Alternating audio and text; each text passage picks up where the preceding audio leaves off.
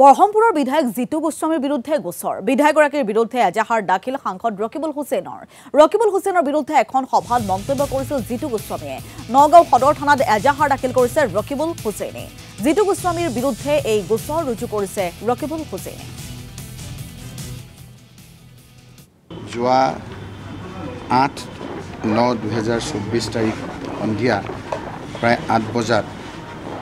বৰঘাটত অৱস্থিত ৰিফ্ৰেস্কো ফুড কোৰ্টত মোৰ আৰু মোৰ ল'ৰা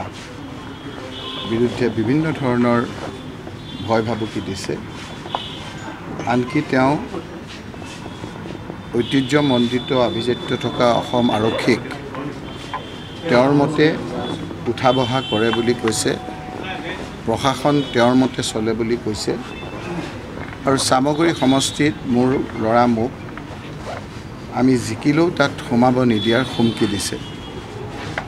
মই ভয় খাইছোঁ কাৰণ মই এতিয়া এই সামগ্ৰী সমষ্টিত মোক ভোট দিয়া ভোট নিদিয়া সকলোকে মোৰ এটা পৰিয়ালৰ দৰে পুলিশ তো আমাৰ মনে চলিব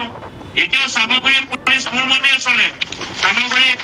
অফিচাৰ মোৰ মতে চলে এটা তোমাৰ ৰকিবুলৰ ধৰা জিকিলেও তো দিদিভাৰ কাম কৰিবলৈ দিম নেকি আৰু 1.5 বছৰ আৰু নিদিম আৰু কিবা ক্ষেত্ৰত যদি